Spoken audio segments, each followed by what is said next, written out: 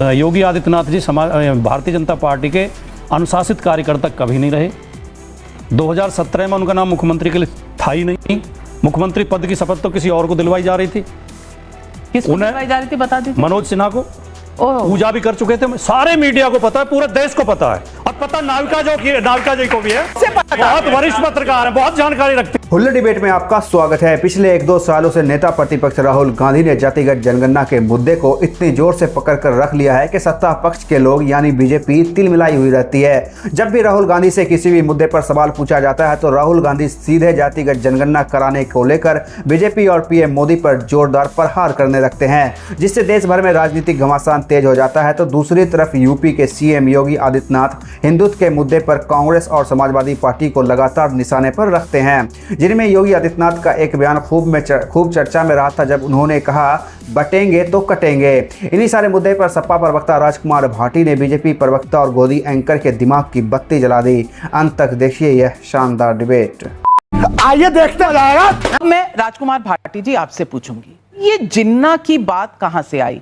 जिन्ना मतलब विभाजनकारी। क्या जातियों की बात करना विभाजनकारी रणनीति है, राजनीति है, और क्या इससे देश का भला होगा? तो मुझे ये बता दीजिए कि पैन इंडिया पूरे देश के हिसाब से जाति जनगणना सिर्फ एक राजनीतिक कार्ड है जिसे आप खेलना चाहते हैं वोटों के लिए? नहीं, पहला जो आपने बात कही कि जाति का मुद्दा हम उठाते हैं, हम नहीं उठा रहे। खाली ये मुद्दा सैकड़ों साल से उठा हुआ है।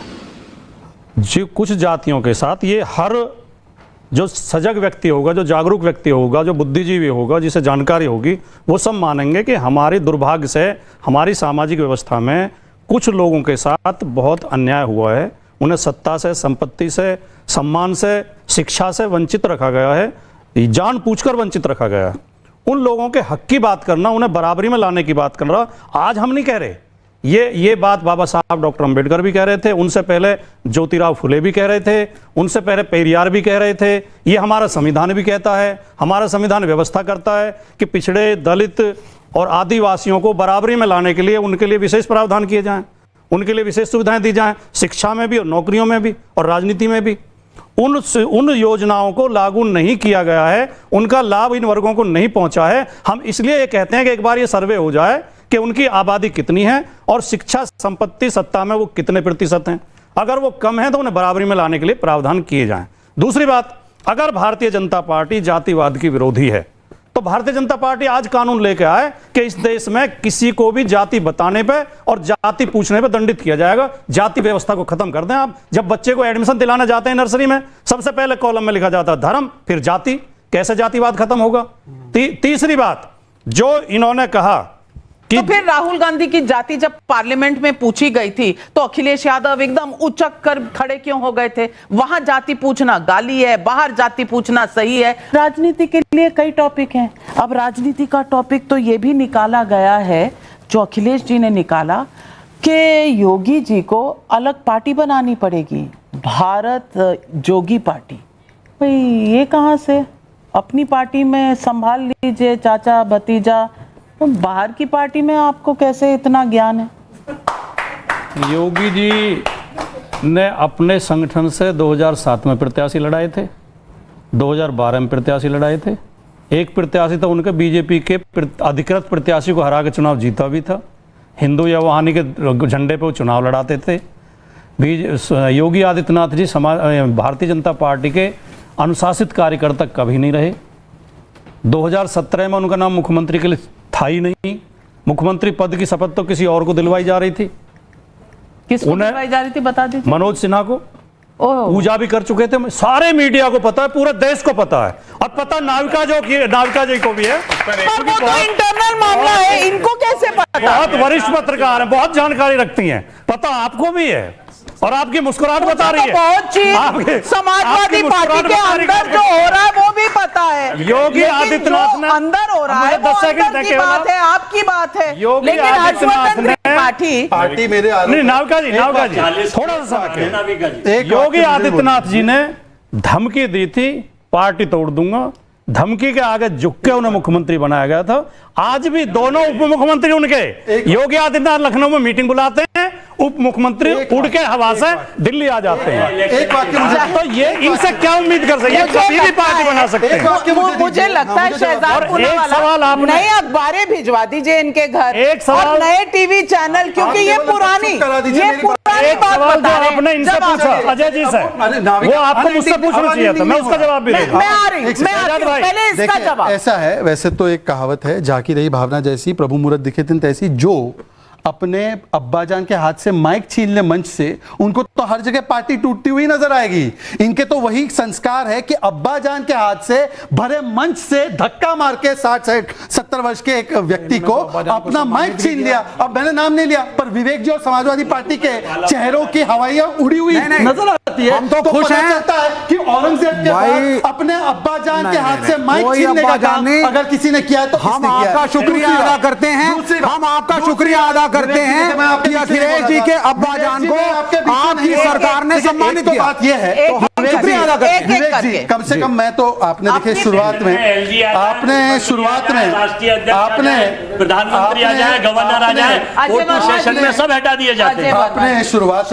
आपने शुरुआत में हरियाणा में इंडिया अलायंस की सरकार को शुभकामनाएं भी दी। शुभकामनाएं नहीं, मैंने एडवांस कांग्रेचुलेशंस भी हैं। आ रही है सरकार। सुनिए अच्छी बात है दीपिंदर हुड्डा ने बोला है कि यहां पर समाजवादी पार्टी का तो कोई अस्तित्व नहीं है, उनको तो हम एक सीट देने से रहे, तो आप लोग खुशियां मनाइए। हम तो जाएंगे।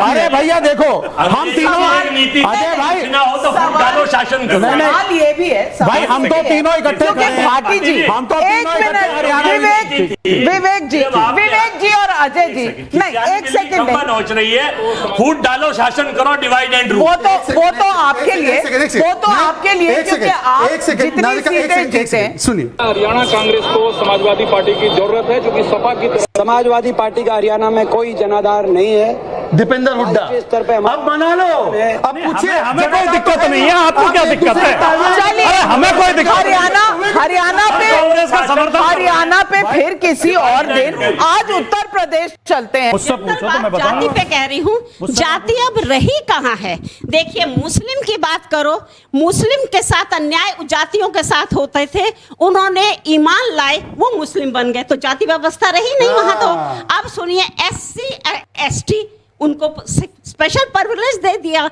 वो सभी तो एक हैं, SC ST सब तो एक है, उनमें ये थोड़े वाल्मीकि हैं या यादव हैं। अब आए बैकवर्ड भी सब एक है, क्योंकि बैकवर्ड है।